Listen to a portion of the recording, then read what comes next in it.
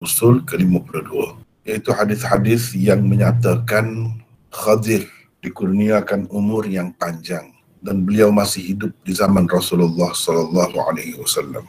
Malah telah bertemu baginda sallallahu alaihi wasallam. Semuanya maudhu.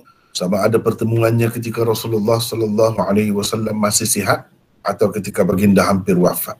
Demikian juga dengan hadis yang menyebut tentang kedatangannya untuk menziarahi Rasulullah sallallahu alaihi wasallam yang telah wafat dan mengucapkan takziah kepada para sahabat serta ahli keluarganya.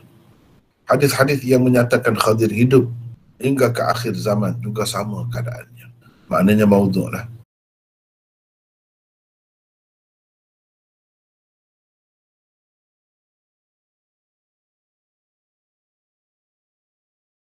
Khadir itu yang betulnya. Ada juga orang yang sebut Khidir. Khidir dari segi yang sebenarnya ialah Khadir. Dengan Khadir, seorang yang dikurniakan umur yang panjang, masih hidup lagi di zaman Rasulullah. Bahkan terus hidup hingga ke akhir zaman. Kalau ada hadis-hadis atau riwayat-riwayat yang menyebutkan benda-benda ni, jangan pakai. Itu mudah saja. Bahkan ada pendapat bahawa Khadir itu akan ada sampai ke zaman Dajjal keluar. Zaman Nabi Isa turun tu, masa tu dia hidup lagi. Walaupun dalam Quran, dia tak ada sebut nama Khadir itu, tak ada dalam Quran. Dia sebut abdan, hamba begitu. Hamba yang soleh. Gitu dia sebut. Cuma dalam hadis ada sebut. Dalam Bukhari, dia sebut Khadir. Sekarang ni kita buat dengan macam-macam cerita. Dikaitkan dengan Khadir. Seolah-olahnya ini ada kaitan agama yang sebenarnya tidak ada langsung. Agama tidak bertanggungjawab. Ada yang bertapa sampai jadi gila lah macam-macam. Bertemu dengan Khadir. Ada yang terima tarekat. Nabi Khadir ijazahkan kepada dia. Ada yang terima salawat. Ada macam-macam lah ceritanya. Dengan sebab itu kita perlu pelajari perkara ini. Memandangkan benda ni sentiasa ada. Lama-lama kita dengar ada sana pula yang mengaku dia Khadir lah, dia bertemu dengan Nabi Khadir lah. Itu macam-macam cerita. Kalau bertemu saja sekadar tu, boleh tahan lagi. Ni cerita macam-macam pula. Apa yang orang cerita terima. Itu malalnya. Sebab ini semua sebab tak belajar. Kalau belajar, insya-Allah kita selamat daripada semua. Ini pun satu bentuk fitnah akhir zaman juga ni sebenarnya.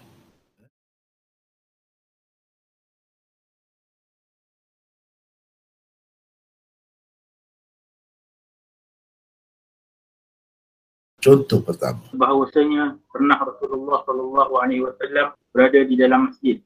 Lalu baginda mendengar ada orang sedang bercakap di belakangnya. Rupa-rupanya dia sedang berdoa. Katanya, "Ya Allah, tolonglah aku dalam melakukan sesuatu yang dapat menyelamatkanku daripada ancamanmu terhadapku." Apabila Rasulullah SAW mendengar ucapannya itu, baginda terus bersabda, "Kenapa engkau tidak sambungkan doa itu dengan doa seterusnya?" Maka orang itu meneruskan doanya dengan berkata, "Ya Allah, kurniakanlah kepadaku kerinduan orang-orang soleh kepada apa yang engkau telah buatkan mereka merindui." Mendengar itu, Rasulullah SAW lantas berkata kepada Anas bin Malik, "Pergilah engkau kepadanya, wahai Anas, dan katakan kepadanya, Rasulullah SAW meminta supaya engkau beristighfar untuknya." Maka pergilah Anas menyampaikan pesan Rasulullah SAW itu kepadanya.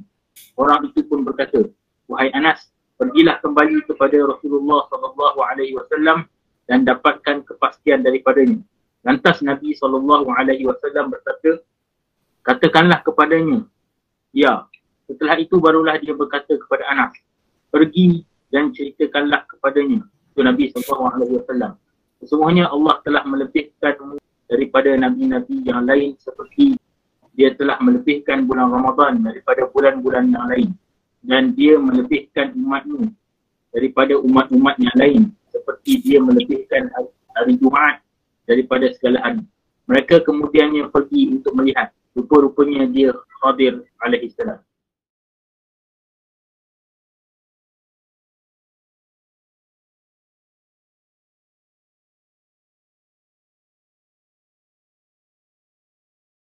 komentar. Di dalamnya terdapat dua orang perawi yang sangat bermasalah. Pertamanya ialah Abdullah bin Nafi' Ta'ir. Yahya bin Ma'in berkata, dia langsung tidak bernilai. Rawi kedua yang bermasalah di dalam sanad itu ialah Kathir bin Abdullah bin Amr bin Auf bin Zaid al-Muzani.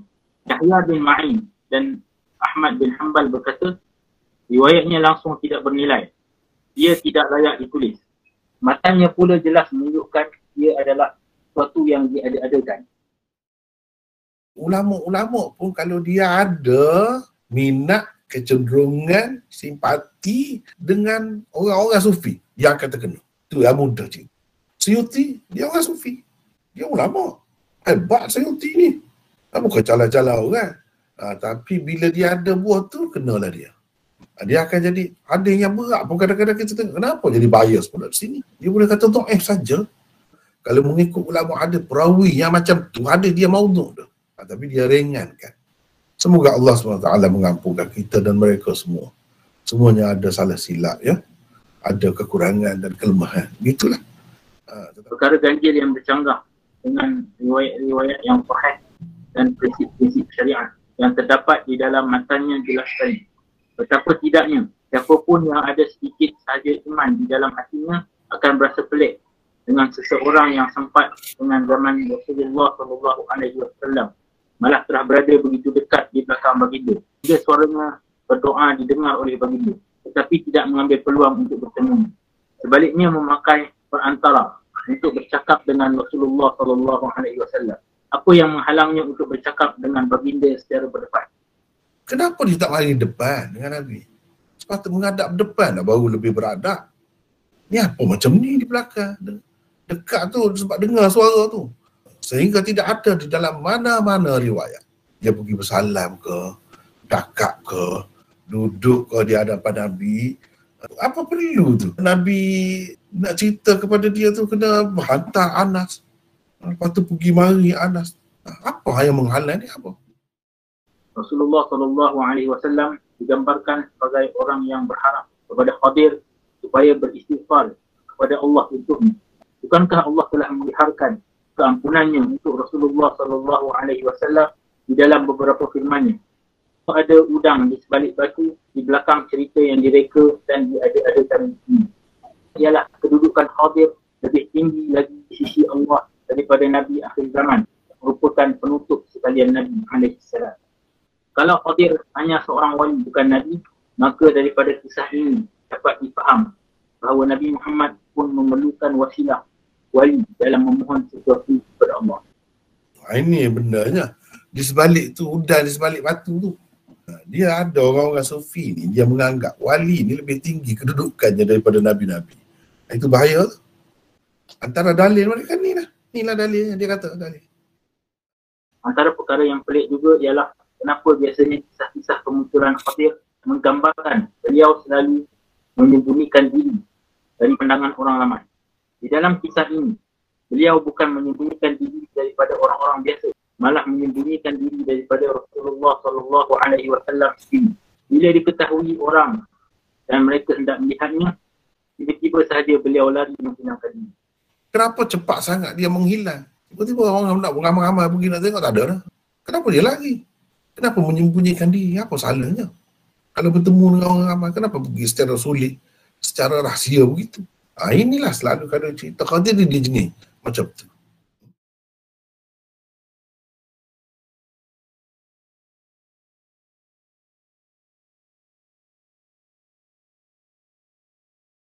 Contoh kedua, Anas bin Malik meriwayatkan, katanya setelah nyawa Rasulullah SAW diambil, mata para sahabat terpaku pada baginda. Mereka menangis di sekeliling baginda. Tiba-tiba masuk seorang lelaki berjanggut perang. Gempar dan cantik wajahnya. Setelah melangkah tengkuk-tengkuk mereka, dia menangis. Kemudian berpaling kepada para sahabat Rasulullah SAW lalu berkata, sesungguhnya pada Allah ada penghibur untuk setiap musibah yang menimpa, pengganti untuk setiap yang hilang, dan pengganti untuk setiap yang musnah. Kepada Allah hendaklah kamu kembali, kepadanya jua hendaklah kamu berharap. Ada pengajaran untuk kamu pada bala ujian yang menimpa ini. Oleh itu, kamu hendaklah mengambil pengajaran daripadanya. Orang yang ditimpa malapetaka sebenarnya ialah orang yang tidak tertampung kesedihannya. Orang itu pun pergi.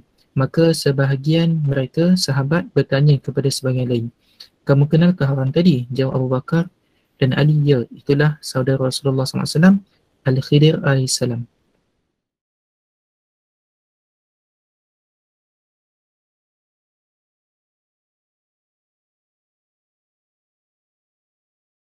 Hadis ini tidak layak dijadikan dalil kerana kedaifannya. Di dalam isnad terdapat seorang perawi sangat daif bernama Abbad bin Abdus Samad. Satu nuskhah hadis telah meriwayatkannya daripada Anas, kebanyakannya adalah maudhu'. Imam Ibn Taymiyah juga pernah terkeliru dengan hadis-hadis seperti itu, sehingga beliau berpendapat Khadir masih hidup di zaman Rasulullah SAW. Di dalam fatwa beliau, di peringkat awal, beliau memang berfatwa bahawa Khadir masih hidup di zaman baginda. Tetapi di dalam kebanyakan fatwa yang kemudian, beliau dengan jelas mengatakan Khadir telah mati. Alasannya ialah kalau Khadir masih hidup di zaman Rasulullah SAW, wajib dia datang di baginda dan membelanya. Kalau Khadir boleh datang setelah Nabi SAW wafat dalam keadaan penuh misteri, kenapa beliau tidak datang ketika baginda masih hidup? Ketika baginda menghadapi bermacam-macam cabaran yang memerlukan pertolongan dan sokongan. Bagaimana pula Abu Bakar dan Ali mengetahui itu Khadir? Adakah mereka pernah melihatnya semasa Rasulullah SAW masih hidup dan diberitahu oleh baginda bahawa itu Khadir? Bukankah Rasulullah SAW sendiri tidak pernah bersemuka dengan Khadir? Jadi bagaimana baginda akan menunjukkan kepada Abu Bakar dan Ali bahawa itu Khadir? Kalau dia boleh pergi masa tu, dia panggil di mana-mana, dia duduk di mana ya? Dia duduk di mana? Kadang-kadang jumpa di Pulau Borneo, kadang-kadang jumpa di South Africa, kadang-kadang jumpa di Amerika Selatan. Jadi di mana dia duduk sebenarnya? Di mana?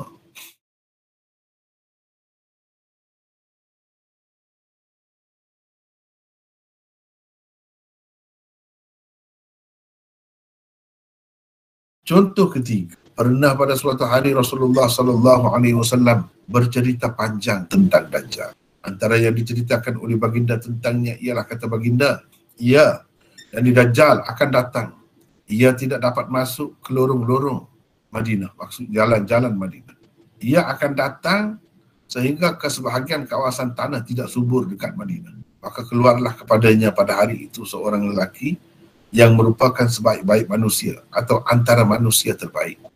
Lalu lelaki itu berkata kepada aku bersaksi bahawa sesungguhnya engkau adalah Dajjal yang diceritakan oleh Rasulullah SAW. Kata Dajjal, bagaimana kalau aku bunuh orang ini, kemudian aku hidupkannya? Adakah kamu masih ragu tentang dakwaanku, yakni sebagai Tuhan? Jawab orang-orang yang ada di situ, tidak. Kata Nabi SAW, maka dibunuhnya lelaki itu. Kemudian dihidupkannya. Setelah dihidupkan semula, lelaki itu terus berkata, demi Allah, keyakinanku, yakni tentang kebohonganmu, tidak pernah sekuat sekarang. Nabi SAW terus bercerita, kata baginda, Dajjal hendak membunuhnya sekali lagi, tetapi tidak mampu. Lepas tu kata Abu Ishaq, ini anak murid Imam Muslim, dikatakan lelaki itu ialah Khadir AS.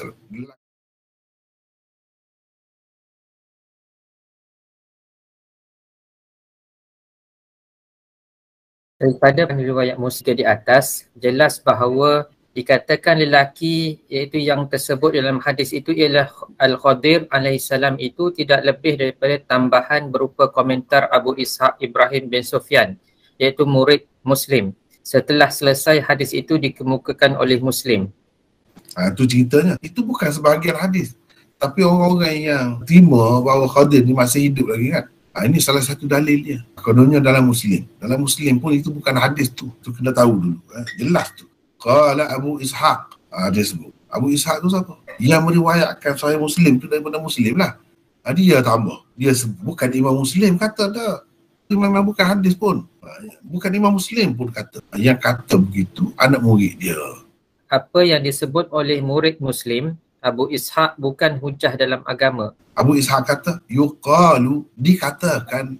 Dikatakan tu kalau bahasa kita, perkataan yang lain, kononnya. Kononnya tu tak tahulah punca mari di mana cerita tu.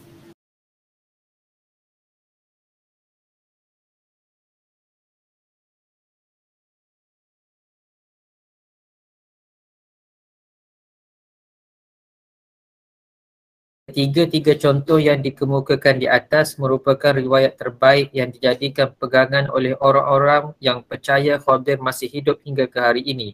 Hadis pertama dan kedua memang maudhu'. Hadis ketiga sahih. Ia adalah riwayat Muslim di dalam sahihnya. Tetapi tambahan di hujung hadis itu bukan hadis. Ia hanya apa yang dinukilkan oleh murid Muslim yang merupakan perawi kitab Sahih Muslim dengan sirah tamrid yang mengisyaratkan kepada kedhaifannya. Jumhur muhaddisin tidak dapat menerima hadis-hadis seperti di atas sebagai dalil bagi hidupnya Khadir hingga ke hari ini, bahkan hingga ke akhir zaman. Mereka sebaliknya percaya bahawa Khadir telah pun meninggal dunia. Mereka berpegang dengan dalil-dalil yang kuat dan terang berupa ayat-ayat Al-Quran dan hadis-hadis yang sahih. Antaranya hadis Bukhari berikut. Allah bin Umar meriwayatkan kepada saya, katanya, Rasulullah SAW mengimami kami bersembahyang isyak pada suatu malam.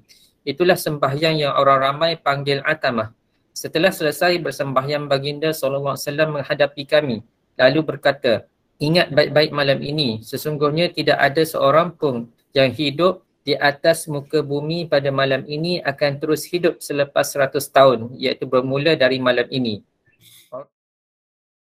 Adanya ramai sangat alim, ulama dan orang-orang soleh yang mendakwa telah bertemu dengan Khadir dari zaman dahulu hingga ke hari ini. Kalau beliau telah meninggal dunia, bagaimana beliau ditemui di serata dunia oleh sekian ramai alim ulama dan orang-orang soleh itu? Apa yang boleh disebut sebagai dalil dan hujah agama di pihak orang-orang yang berpendapat Khadir masih hidup hingga sekarang, sebenarnya satu pun tidak ada. Yang terbaik daripadanya pun begitu teruk. Bayangkanlah bagaimana yang lain-lain lagi. Golongan ulama yang percaya Khadir telah mati berpegang dengan beberapa dalil lain selain hadis yang dikemukakan tadi. Sandaran mereka dalam perkara ini ialah Al-Quran, Al-Hadis, hasil kajian ulama muhaqqiqin, ijma' dan logik serta dirayah. Antara dalil Al-Quran yang menjadi pegangan mereka ialah surah Al-Anbiya ayat 34. Bermaksud, dan kami tidak menjadikan seseorang manusia sebelummu dapat hidup kekal, yakni di dunia ini. Maka kalau engkau meninggal dunia, wahai Muhammad, adakah mereka akan hidup selama-lamanya? Ayat ini menunjukkan tidak ada seorang pun manusia dapat hidup kekal di dunia atau berumur terlalu panjang seperti dikaitkan dengan Khadir.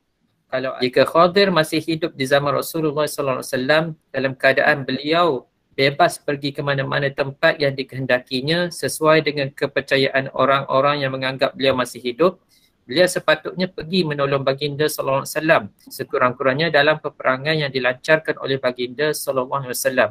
Tetapi tidak tersebut di dalam mana-mana ayat Al-Quran dan hadis bahawa Khadir pernah ikut serta bersama Rasulullah sallallahu alaihi wasallam dalam mana-mana peperangan yang pernah dilancarkan oleh baginda sallallahu alaihi wasallam.